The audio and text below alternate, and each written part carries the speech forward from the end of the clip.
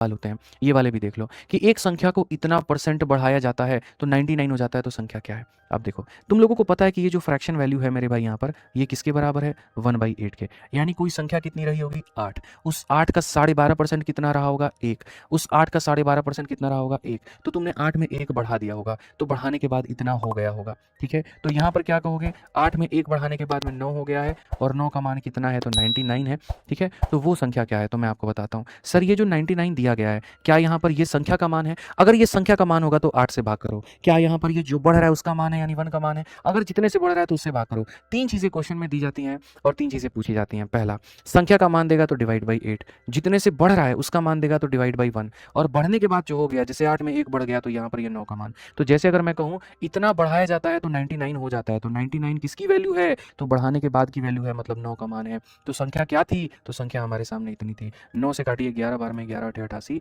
और 88 हमारे सामने कौन सा होगा? ए आंसर होगा। क्वेश्चन में कहा गया एक संख्या को इतना बढ़ाने पर इतना हो जाती है, ज्ञात करिए। ये परसेंटेज याद करो, 4/7 होता है।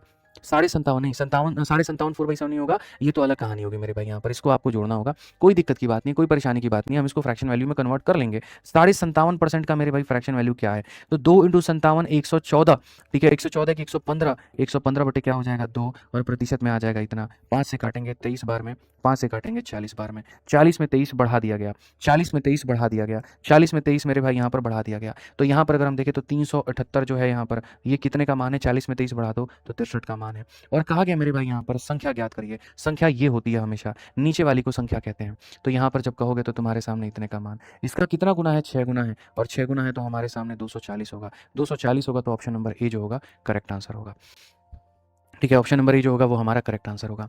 चंद सवाल, एक और प्यारा क्वेश्चन, 2 ही तो बचे हैं यहाँ पे, देख लो बाबू, ठीक है? बोलोगे मास्टर साहब 2-2 बोल-बोल के सारा एकदम पढ़ा रहे हैं। कोई बात नहीं, तुम्हारे भले के लिए तो पढ़ा रहे हैं, पढ़ोगे तो सिलेक्शन तुम्हारा ही होगा ना।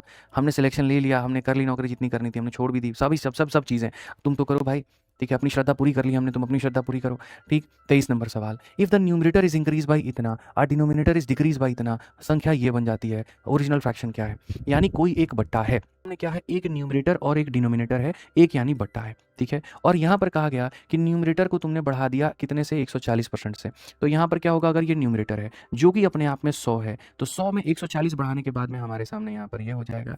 ये हमारे सामने डिनोमिनेटर है जो कि अपने आप में 100 है, और 100 में मेरे भाई यहाँ पर जो है 20 कम करने के बाद में ये 80 हो जाएगा, और ऐसा होने के बाद में ये हो जाएगा 12/7। तो हमारे सामने ओरिजिनल फ्रैक्शन क्या है, ठीक है? हमने काटा इससे मेरे भाई इतनी बार में, 80 से काटेंगे कितनी बार में? 3 बार में, और 3 से काटेंगे कितनी बार में? 4 बार में। तो न्यूमरेटर अपॉन में डिनोमिनेटर की वैल्यू 4/7 आ जाएगा। कौन सा ऑप्शन होगा? तो ऑप्शन नंबर बी जो होगा करेक्ट आंसर होगा।